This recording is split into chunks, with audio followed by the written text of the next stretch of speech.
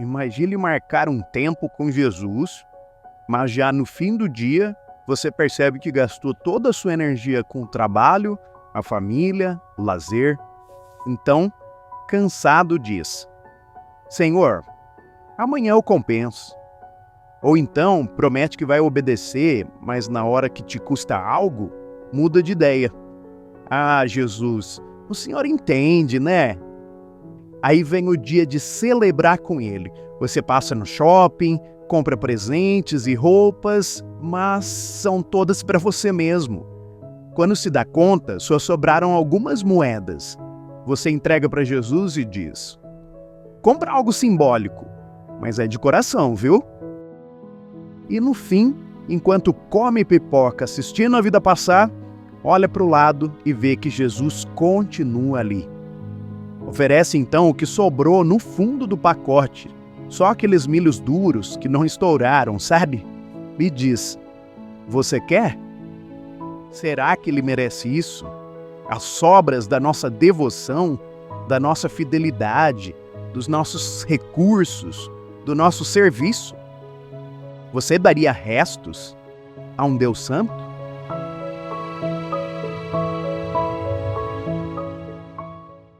Eu convido você a pegar a sua Bíblia aí, abri-la comigo no livro do profeta Malaquias.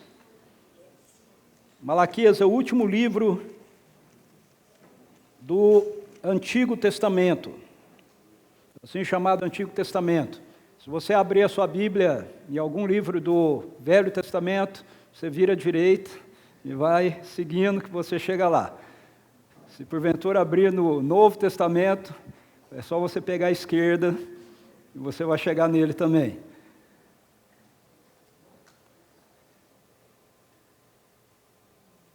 O Senhor tem compartilhado do coração dele conosco, a partir desse livro, do profeta Malaquias.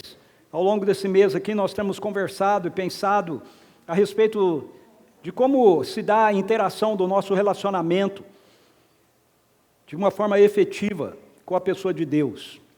Nós falamos, o livro de Malaquias é um livro onde o profeta Malaquias é enviado por Deus com uma série de contestações, ok? Junto ao povo de Israel.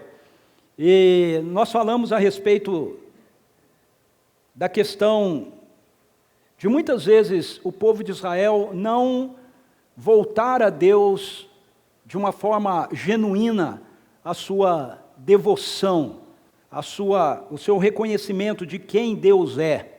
E devoção é uma realidade que caminha de mãos dadas com fidelidade. É impossível nós sermos verdadeiramente devotos a alguém se nós não formos também fiéis a essa pessoa, ou sermos realmente devotados a algo e de fato não sermos fiéis àquilo. Agora, fidelidade é uma virtude que, quando a gente pensa na nossa geração, anda em baixa, não é? Essa é a grande verdade.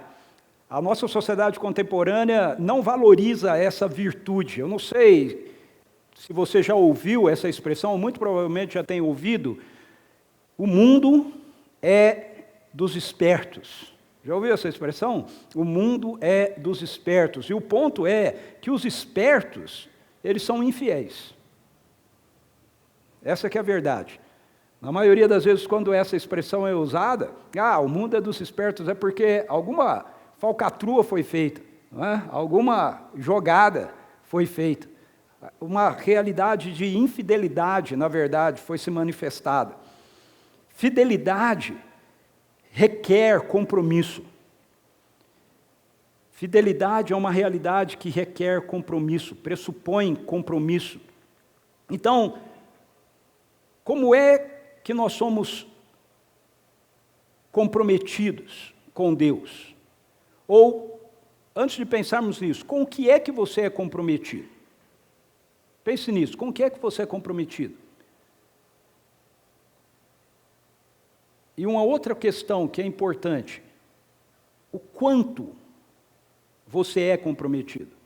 Porque uma coisa é a gente ter compromisso, outra coisa é a quantidade de compromisso que nós temos com algo. Se você pensar nisso, na verdade você está considerando o grau da sua fidelidade. Compromisso tem a ver com essa realidade. Nós temos a tendência, na maioria das vezes, agora vamos pensar em Deus. Quão comprometidos nós somos com Deus? Quão fiéis nós somos a Ele? Nós temos a tendência de associar a nossa relação com Deus à perspectiva da fé. Isso não é de todo errado, ok? Nós temos geralmente essa percepção, né? Ou aprendemos isso assim. Nós precisamos crer em Jesus. Basta nós termos fé para que nós possamos ser salvos. O que nos salva é a nossa fé. Aí a gente pega lá Efésios capítulo 2, né? E outros textos também que falam a respeito da fé. Isso não está, eu torno a dizer, de todo errado. Mas muitas vezes, a maneira que nós compreendemos a fé está errada, na perspectiva daquilo que as Escrituras apresentam para a gente como fé. Veja, na perspectiva de Deus, fé pressupõe fidelidade a Ele. Quando nós falamos assim, nós precisamos ter fé para sermos salvos. Isso é uma verdade. Mas a perspectiva dessa fé da qual nós estamos falando, no que diz respeito àquilo que Deus apresenta para a gente na sua palavra, pressupõe fidelidade. Olha o que Jesus diz aqui em Apocalipse capítulo 2, versículo 10. Ele diz assim, não tenha medo, ele está se dirigindo a uma igreja, ok? Eu até fiquei pensando agora esse texto em relação ao que nós acabamos de fazer com a igreja perseguida, né? Não tenha medo do que você está prestes a sofrer. O diabo lançará alguns de vocês na prisão para prová-los e vocês sofrerão perseguição durante 10 dias. Seja fiel até a morte e eu lhe darei a coroa da vida. Seja fiel até a morte e eu lhe darei a coroa da vida. Para quem que Jesus vai dar a coroa da vida? A quem tem fé? Não, a quem é fiel. Percebe? É óbvio que sem fé você não vai ter fidelidade. Ok? Mas, muitas vezes, nós temos fé sem fidelidade. O que torna a fé apenas uma espécie de crendice. A fé que nós afirmamos ter em Deus, ela precisa nos conduzir a uma vida de fidelidade. E essa é a outra contenda que nós temos aqui, presente no capítulo 2 de Malaquias. Deus ele tem uma contenda com a nação de Israel, porque essa nação é uma nação que foi forjada por Ele, levantada por Ele, para ter um relacionamento de fé com Ele, mas essa fé pressupõe fidelidade, e o que eles acabaram fazendo foi se associarem a Deus, ou essa ideia de fé, da mesma maneira que as nações ao redor de Israel lidavam com a fé no que diz respeito aos seus deuses. Ou seja, eles criam, mas eles não eram fiéis. Então Deus tem essa contenda com eles. Na verdade, isso aparece no livro de Malaquias, mas se alguém aqui já leu todo o Antigo Testamento, você vai ver, principalmente a partir da nação de Israel sendo formada em Êxodo, você vai ver que essa é uma contenda que Deus tem o tempo todo com a nação de Israel. O tempo todo Deus tem essa perspectiva com Israel de chamá-los à fidelidade, de mostrar para eles a sua graça, o seu amor, a sua misericórdia, a sua fidelidade como Deus, e não receber da parte de Israel essa resposta de fidelidade para com Ele, para com o amor dEle, para com a graça e a misericórdia dEle. Mas e conosco? E eu? E você? Quanto de fidelidade nós colocamos na mesa de Deus? Será que nós entregamos as sobras da nossa fidelidade a Ele? Eu quero levantar então com vocês aqui alguns pontos a partir desse capítulo 2 de Malaquias para a gente poder responder isso. Quando é que nós estamos dando da sobra da nossa fidelidade a Deus? Veja, primeiro, quando nós nos contentamos com um ritual religioso no lugar de nós honrarmos ao Senhor de todo o nosso coração. Veja como começa o capítulo 2 de Malaquias. Diz assim o texto: e agora esta advertência é para vocês, ó sacerdotes, parentes. Quero lembrar você que no Antigo Testamento os sacerdotes estão ligados à tribo de Levi, uma das 12 tribos de Israel, mas no Novo Testamento os sacerdotes são todos aqueles que compõem o povo de Deus. Porque Pedro nos diz em 1 Pedro capítulo 2, versículo 9, que nós somos raça eleita, sacerdócio real. Então isso tem a ver com todos nós, embora no contexto imediato isso estivesse sendo dirigido aos sacerdotes da tribo de Levi. No nosso caso isso se aplica a todos nós, não se aplica apenas a mim, ok? O sacerdote aqui não é o pastor, não adianta você falar, vou pegar esse texto, vou dar umas estilingadas no Ricardo hoje. Ok? Não, é para todos nós. Eu não sou sacerdote, ok? Nós somos sacerdote, o povo é sacerdotal, tá certo? É o que as Escrituras nos ensinam. Vamos lá. Ele diz: então essa advertência é para vocês, ó sacerdotes: se vocês não derem ouvidos e não dispuserem a honrar o meu nome, diz o Senhor dos Exércitos, lançarei maldição sobre vocês e até amaldiçoarei as suas bênçãos. Aliás, já as amaldiçoei, porque vocês não me honraram, ou não me honram de todo o coração. Veja, qual é o ponto aqui? O ponto que está sendo levantado por Malaquias aqui, através dessa palavra do Senhor, é que os sacerdotes, eles estavam simplesmente cumprindo com os rituais religiosos. Eles sabiam aquilo que eles tinham que fazer, eles tinham que receber os sacrifícios, eles tinham que fazer os sacrifícios, eles tinham que dar a bênção arônica sobre o povo quando eles iam trazer o sacrifício, e eles estavam fazendo todas essas coisas. Eles estavam lá, no capítulo 1, Deus chega a dizer: quem dera houvesse um sacerdote que fechasse a porta do templo, para que vocês não viessem fazer essas coisas para mim, porque vocês não estão me dando da devoção de vocês, vocês estão me dando a sobra da devoção de vocês. E aqui continua a mesma perspectiva.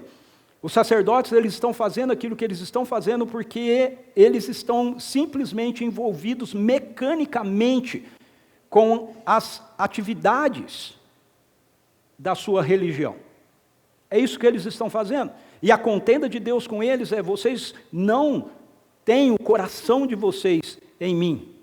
Então, perceba, quando nós estamos envolvidos com uma perspectiva daquilo que nós oferecemos para Deus, mas quando nós fazemos isso, porque isso faz parte da nossa religião, isso faz parte do rito religioso, ok? Da nossa tradição, mas o nosso coração, ele não é completamente tomado, ok? De amor por Deus, de reconhecimento por Ele, nós vamos dar a Ele a sobra da nossa fidelidade. Deixe-me colocar isso de uma forma um pouco mais perto da gente. Por que nós oramos? Nós oramos porque queremos que o Senhor abençoe os nossos desejos, e não porque nós queremos nos relacionar com Ele. Por que nós adoramos?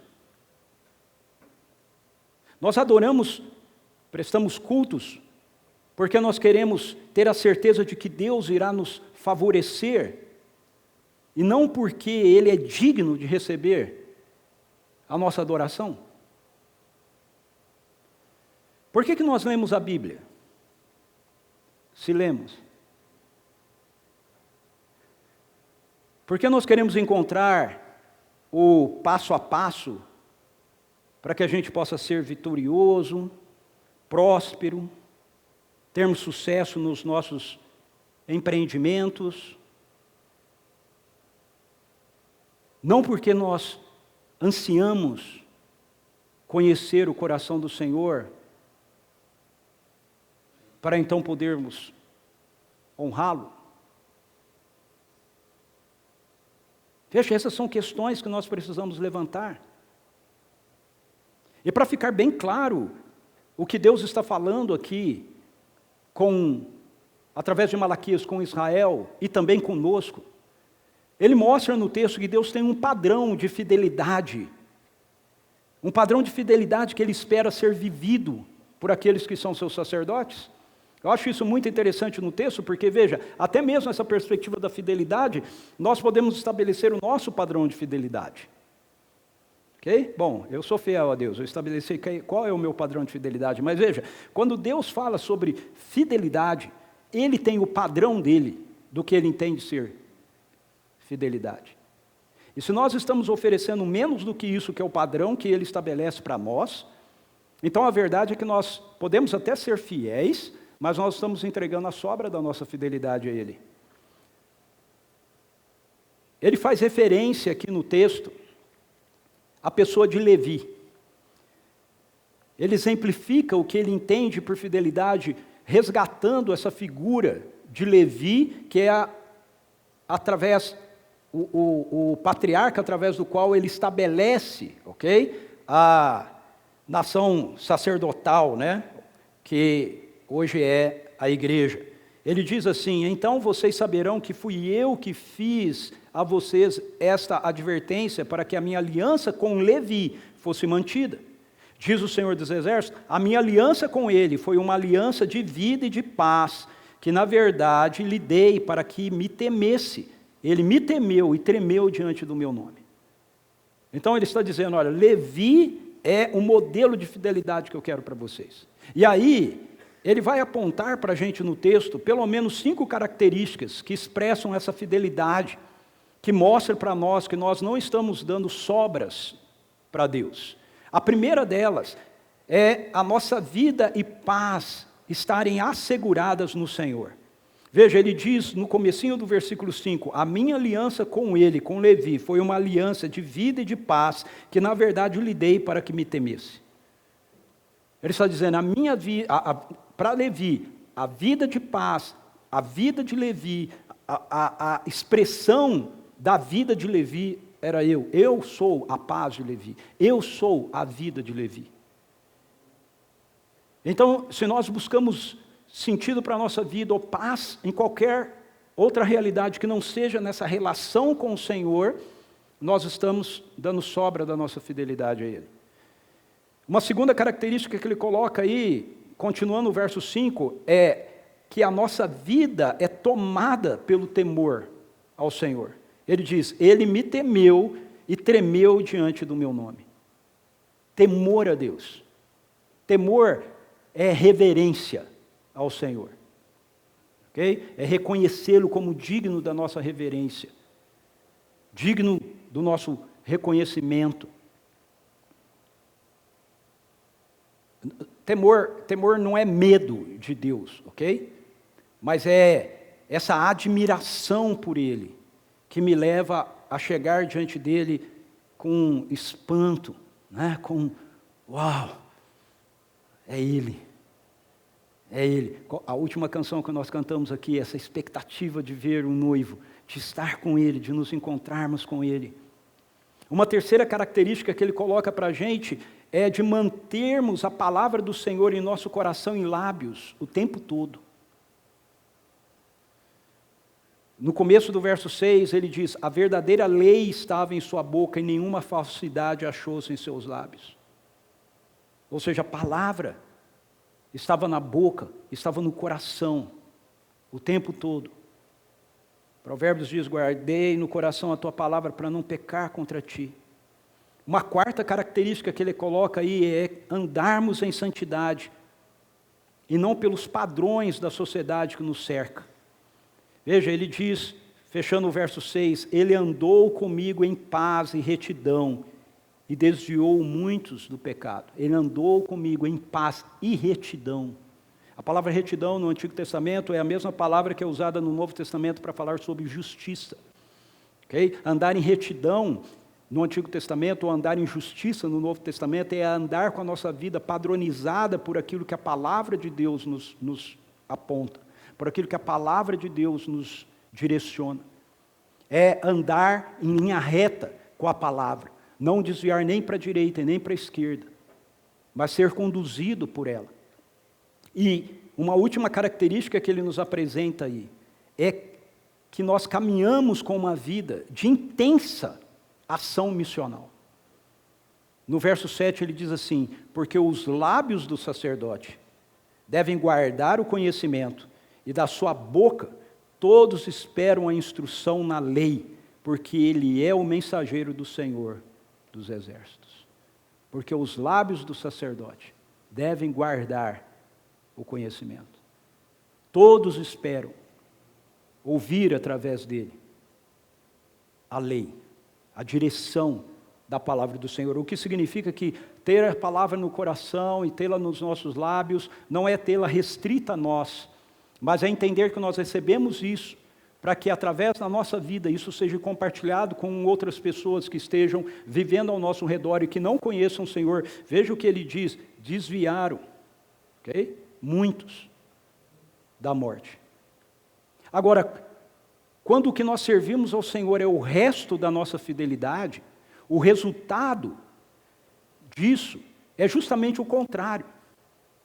O resultado é que nós, ao invés de conduzirmos pessoas à vida, nós barramos as pessoas de conhecerem o Senhor e de se relacionarem com o Senhor.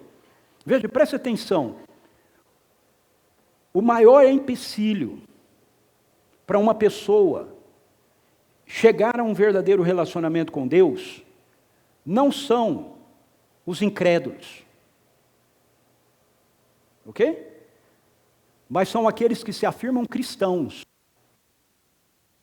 Não vivem em conformidade com aquilo que o Senhor diz.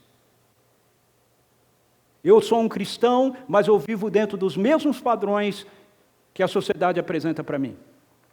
Essa é a maior barreira, ok? Quantas vezes eu já ouvi pessoas dizerem isso para mim, quando eu compartilho o evangelho com alguém e tal, e dizem, mas fulano, ele é cristão, ele é assim, ele vive desse jeito ou daquele jeito.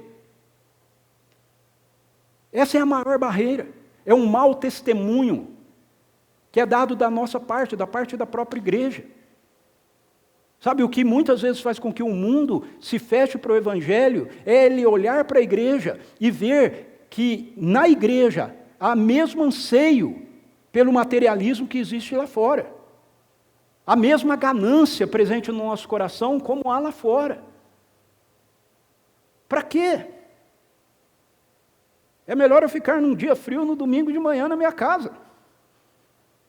Eu vou arrumar esse negócio de me envolver com Deus, e aí, além de tudo, ter que ir de manhã ou à noite numa reunião, quando eu poderia ficar em casa, debaixo das cobertas. Veja, Malaquias diz isso para a gente nos versos 8 e 9, ele diz assim, mas vocês, ele acabou de falar de Levi, ele está falando, esse é o padrão de fidelidade que existe, é isso que eu espero de vocês viverem assim, estarão me dando uma verdadeira fidelidade, não sobras dela. Levi vivia assim, ele está fazendo um contraste aqui, mas vocês não estão vivendo assim, mas vocês se desviaram do caminho e pelo seu ensino, veja o que ele diz, pelo seu ensino causaram a queda de muita gente. De muita gente. Mas vocês quebraram a aliança de Levi, diz o Senhor dos Exércitos.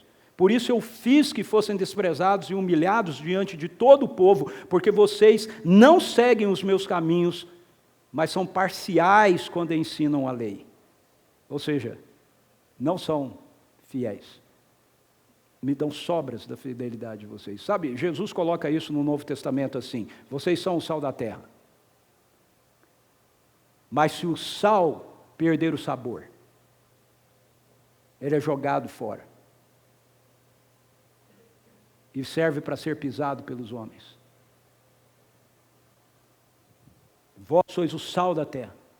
Vocês deveriam trazer o sabor do céu para a vida das pessoas.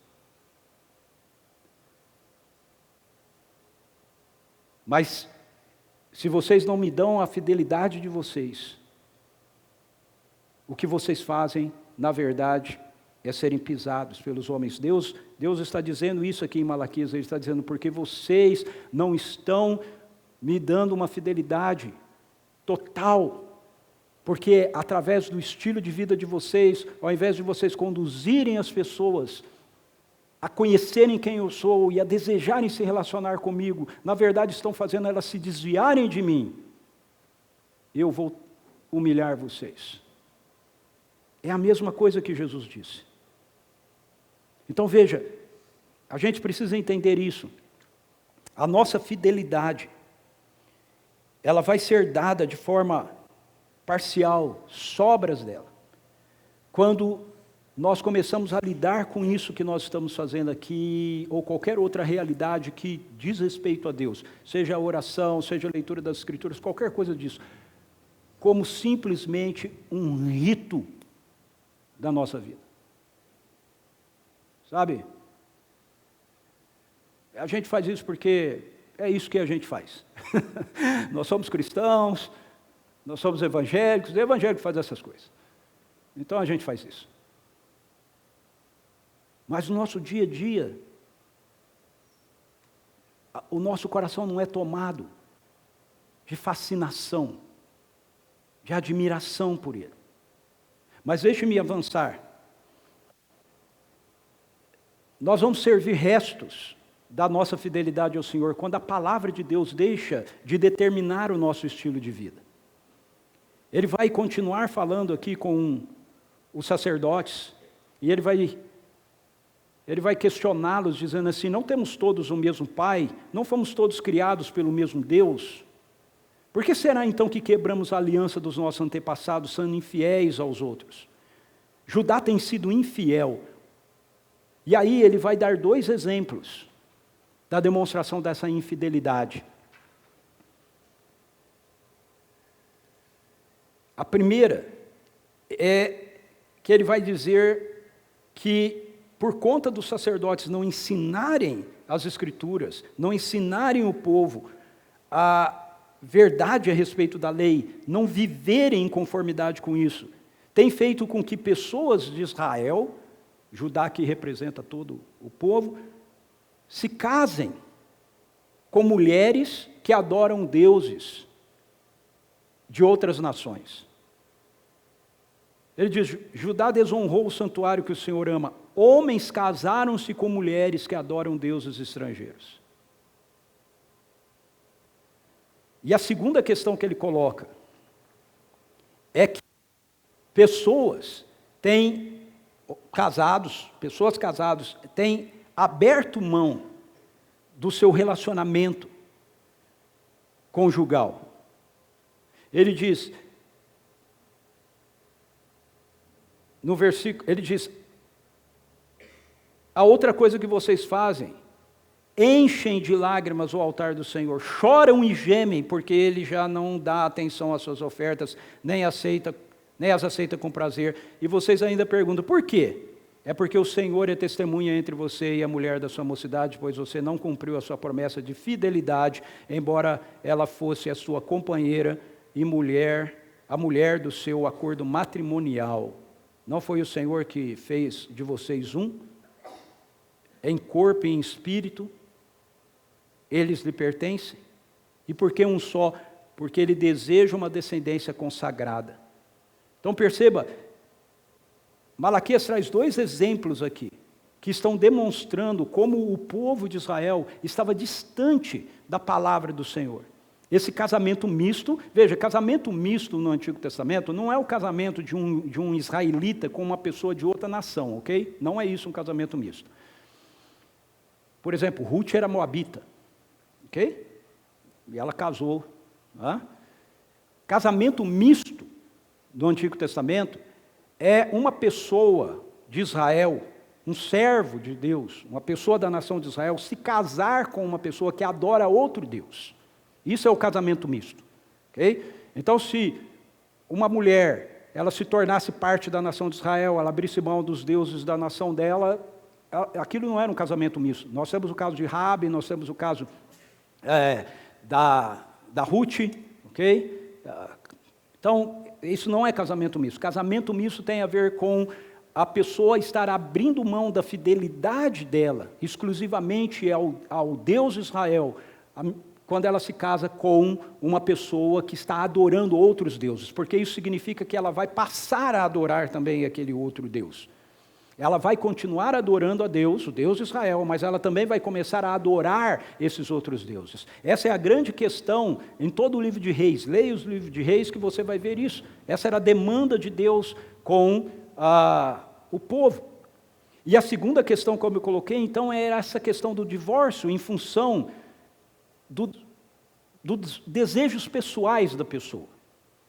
Veja, o Antigo Testamento ele estabelece critérios, ok, onde o divórcio poderia acontecer, onde o divórcio fosse justificado, embora essa nunca fosse a vontade de Deus, mas era justificado.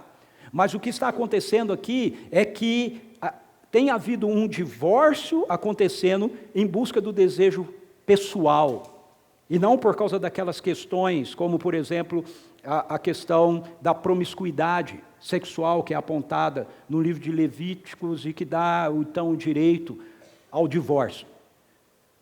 O texto mostra para a gente que a medida da nossa fidelidade a Deus, então, vai passar diretamente pela compreensão que nós temos a respeito da Bíblia, a respeito da palavra de Deus. Veja, nós afirmamos que a Bíblia é a nossa única regra de fé e prática. Se você está me ouvindo aqui, você já entrou num relacionamento pessoal e verdadeiro com Jesus, se você já marcou isso através do seu batismo, de um ritual, profissão de fé, seja o que for, eu garanto para você que você fez essa afirmação, que você crê nas Escrituras como palavra de Deus e crê que ela é a única regra de fé e prática para a sua vida. Mas o problema é, essa afirmação, ela é prática ou ela é conceitual? O problema aqui é o mesmo nosso que Israel estava lidando.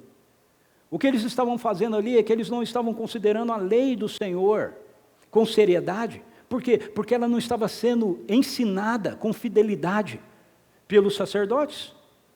Então eles resumiram a lei a preceitos que na verdade deveriam reger a vida religiosa deles, mas não influenciar a vida cotidiana deles.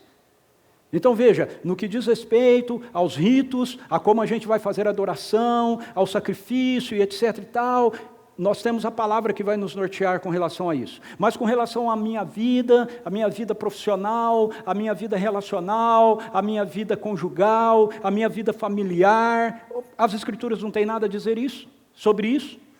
A fidelidade deles a Deus, portanto, era sobra.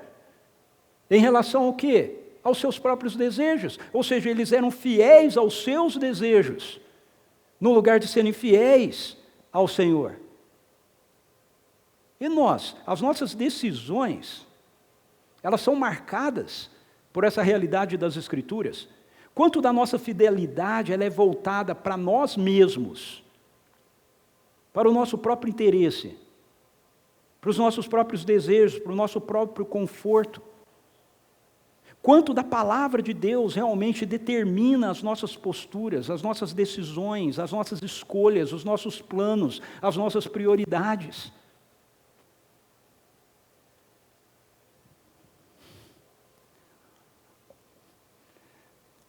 Deus é testemunha que eu não queria fazer essa série.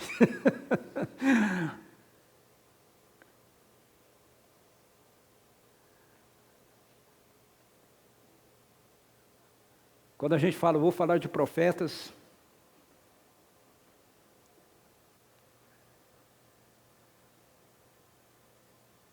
mas ela é uma realidade, nós precisamos ser confrontados por ela. Nós estamos vivendo um momento da nossa história onde nós estamos muitas e muitas vezes sendo iludidos pela ideia de que, uau, nós estamos tendo um avivamento, o avanço está acontecendo, as igrejas estão lotadas e etc. Mas a minha pergunta é, quanto daquilo que a palavra nos diz, efetivamente tem dirigido a nossa vida? No nosso dia a dia.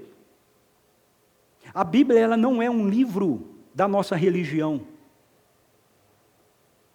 Você precisa entender isso, ok? A Bíblia não é um livro da nossa religião. Ela não é um livro dos cristãos. A Bíblia ela é a palavra de Deus revelada à humanidade. A diferença é apenas essa. Se eu sou um seguidor de Jesus, se eu sou um cristão, eu reconheço-a. Quando eu não sou, eu não a reconheço. Mas o fato de eu reconhecer ou não reconhecer não muda aquilo que ela é. E nós precisamos entender que, como palavra de Deus, ela é determinante para todas as esferas da nossa vida. Não apenas para as questões internas, ok, da nossa vida na igreja, mas para toda a nossa vida. Ela tem a ver com a nossa vida pública, não apenas com a nossa vida privada, relacionada à religião, mas com a vida pública, ok? Como eu trabalho, como eu faço as minhas escolhas, como eu dirijo a minha casa, como eu dirijo a minha família, como eu administro os recursos que Deus coloca na minha mão. Nós temos, queridos e queridas, muitas vezes sido enganados por isso. Nós temos muitas vezes essa ideia de que, ok, sei lá, eu dei minha oferta, eu dei o meu dízimo aqui, eu entreguei o dinheiro da parte que é do Senhor, agora o resto é meu. Veja, tudo que fica comigo continua sendo do Senhor. Okay? Não é meu no sentido de que eu gasto do jeito que eu bem entendo. Não, eu preciso da direção dele para ver como eu gasto isso. Como eu uso isso. Não, eu não estou dizendo que eu tenho que sempre ficar usando com relação à igreja, comigo mesmo. Com a minha casa. Eu preciso parar e pensar a maneira que eu vou usar isso, esse recurso. Realmente é algo que eu fazendo assim vai trazer bênção de Deus sobre o meu casamento, sobre a vida dos meus filhos, sobre a vida das pessoas que estão ao meu redor.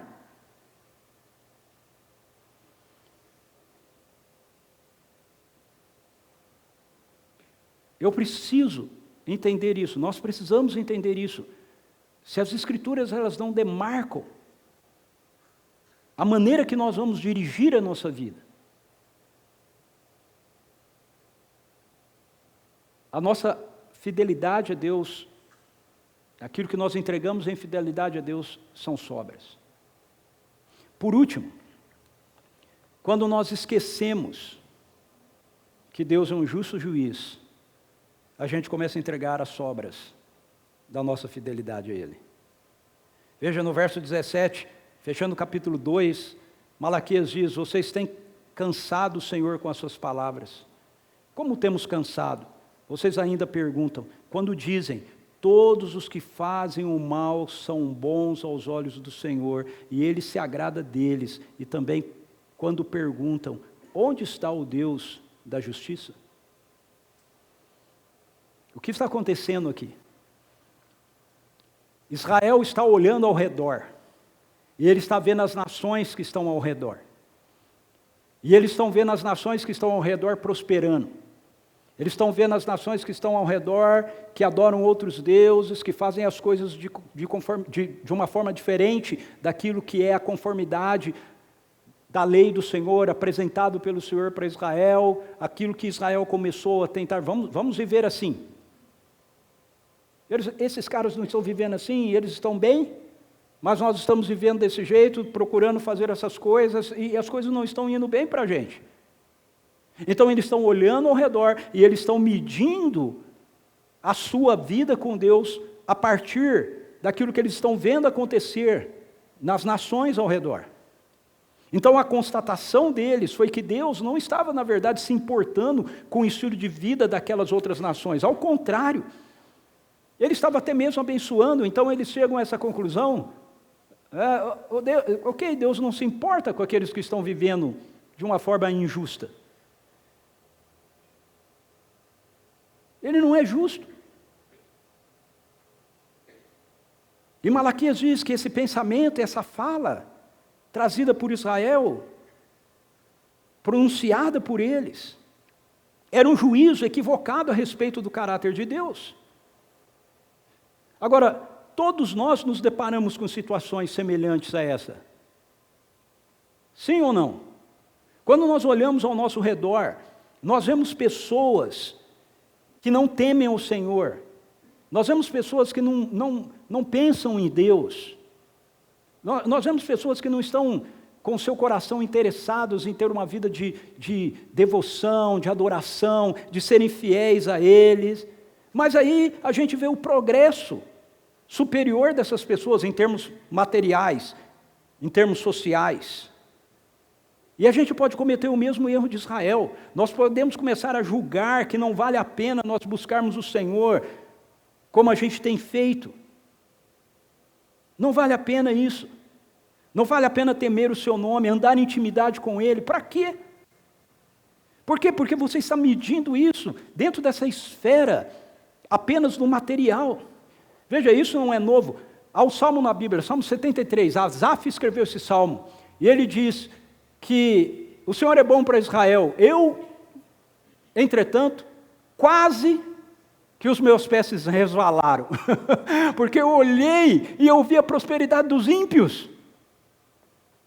A gente olha e a gente vê a prosperidade de homens e mulheres que não temem a Deus, que na cara dura roubam, fazem falcatrua, todo mundo sabe disso. Isso está aí enchendo o nosso governo, isso está enchendo as repartições públicas do nosso país, isso enche lugares da nossa cidade. Nós nos deparamos e conhecemos pessoas que sabemos que é assim. Volto lá em cima, sabe? O mundo é dos espertos. E aí a gente começa a se sentir até meio tolo, né? Ai, puxa vida, eu não minto, não faço isso, não aceito aquilo, não dou a nota fria, nada disso. E esses caras fazem tudo isso, vão para frente, e eu estou aqui cada vez com uma situação pior. Pô, Deus não está lidando com isso, não está ligando para isso. Veja, Malaquias diz, você tem uma percepção injusta com relação à pessoa de Deus. Quando nós entramos por esse caminho, a tendência é nós começarmos a servir sobras da nossa fidelidade ao Senhor. Asaf diz, quase que eu cheguei aí, até que eu entrei no santuário de Deus para adorar. E eu o vi. Eu vi o rei. Eu vi o rei. Eu vi sua glória. E eu me lembrei. A ficha caiu.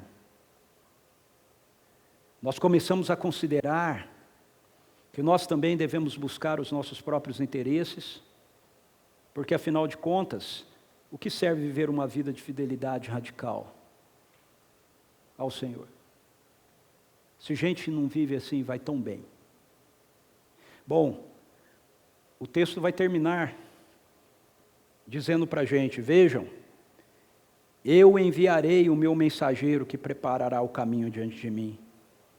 Então, de repente, o Senhor que vocês buscam virá ao seu templo, o mensageiro da aliança, aquele que vocês desejam, virá, diz o Senhor dos exércitos. Malaquias está dizendo, não se engane com a aparência, não se engane com aquilo que você vê ao seu redor. O texto termina com Deus nos lembrando que Ele é um justo juiz. Essa é a resposta dele para esse questionamento, né? Onde está o Deus da justiça?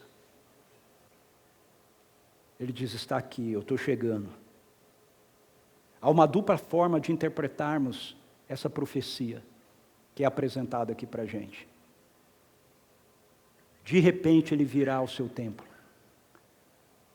Lá no Novo Testamento nós temos um homem chamado Simeão, e quando Maria e José entram no templo, pela primeira vez para levar Jesus para ser circuncidado, ele olha e toma Jesus nas mãos e diz, despede o teu servo, porque os meus olhos viram um rei. Os meus olhos viram um rei. Ele não viu um bebê,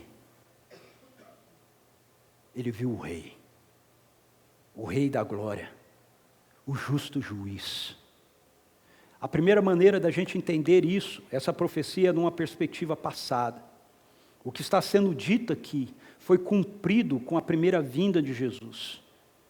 Ele veio ao seu templo e mediante a sua morte e ressurreição, Ele começou a nos purificar mediante a obra do Espírito dEle em nosso coração, na nossa vida. Veja o que a profecia diz, mas quem suportará o dia da sua vinda? Quem ficará em pé quando Ele aparecer? Porque Ele será como fogo do ourives e como o sabão do lavandeiro. Ele se assentará como um refinador e purificador de prata, purificará os levitas e os refinará como ouro e prata. Assim trarão ao Senhor ofertas com justiça, então as ofertas de Judá e de Jerusalém serão agradáveis ao Senhor, como nos dias passados, como nos tempos antigos. Isso está se cumprindo. Jesus veio, e quando ele chegou, ele trouxe um batismo do Espírito e de fogo. Ele é como o ourives que purifica as impurezas do ouro.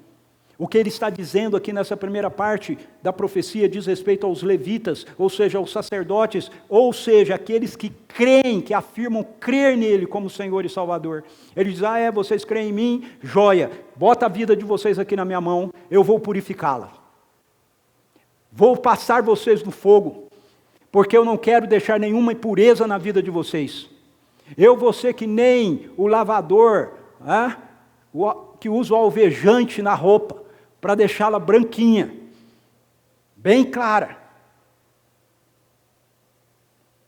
Eu preciso entender que se eu quero essa vida de intimidade com o Senhor, se eu quero viver na dimensão daquilo que Ele entende como fidelidade para mim, Ele vai trabalhar na minha vida, Ele vai trabalhar na sua vida, Ele não vai nos deixar do jeito que nós somos. Sabe, essa fala, Deus é amor, Ele é mesmo, e Ele te ama, e ama mesmo, Ele te ama tanto que Ele não pode deixar você ser aquilo que você se tornou por causa da realidade do pecado na sua vida, por causa da realidade do pecado na minha vida. Ele tem um compromisso com Ele mesmo, de fazer com que a gente seja exatamente aquilo que Ele nos criou para ser, santos e inculpáveis diante dEle. É assim que é a igreja, é assim que é o povo dEle. E não tenha dúvida quanto a isso. Ele está dizendo para Israel, não tenha dúvida, eu estou comprometido até a última gota do sangue que eu verti naquela cruz, antes da fundação do mundo, de tornar vocês aquilo que eu sou. Essa é a primeira perspectiva dessa profecia. Mas tem uma segunda perspectiva de cumprimento nela, e ela é futura. Na sua segunda vinda, o Senhor Jesus virá trazendo, preste atenção, não justiça, juízo. Justiça, Jesus trouxe na sua primeira vinda. Na sua segunda vinda, Ele vai trazer juízo. Para todo aquele que não escolheu se submeter à sua justiça, na sua primeira vinda. Vai encará-lo na sua segunda vinda como juiz. Onde está o juízo de toda a terra? É a pergunta